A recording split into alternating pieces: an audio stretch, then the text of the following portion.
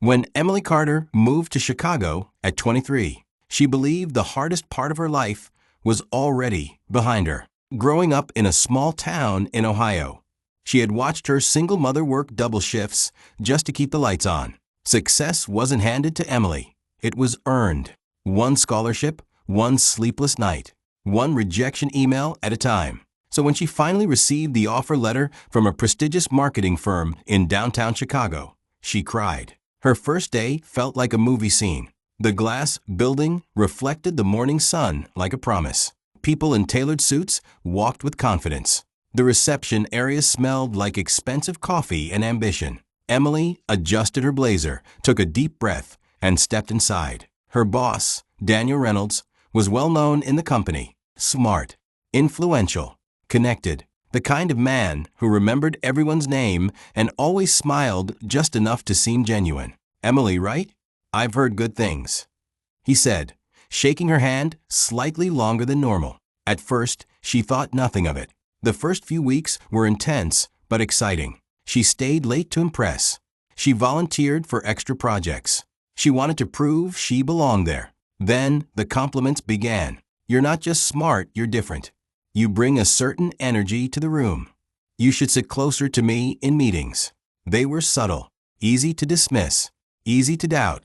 Emily told herself, "He's just friendly." But slowly, friendliness turned into something else. Late-night messages about urgent strategy ideas. Meetings scheduled after everyone had left. Comments about her appearance disguised as professional advice. One evening, the office was nearly empty. The city lights outside painted the conference room in soft gold reflections. Emily gathered her laptop, ready to leave. "Stay a minute," Reynolds said, closing the glass door behind him. Her stomach tightened. He leaned against the table, watching her. "You're talented, Emily. I see potential in you. Real potential." His voice softened. But growth in this company depends on trust and loyalty. There it was, unspoken, but loud. Emily felt her pulse in her ears.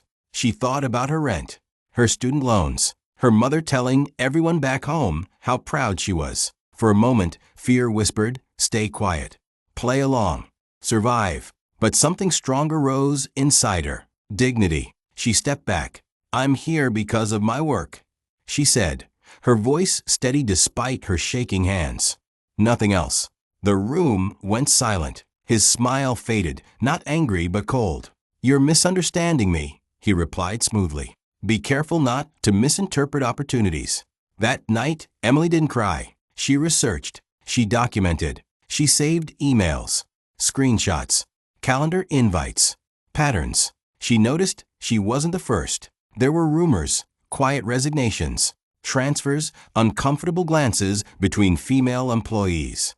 A week later, she walked into HR with a folder in her hand and courage in her chest. The investigation wasn't easy. There were interviews, awkward stares, doubt.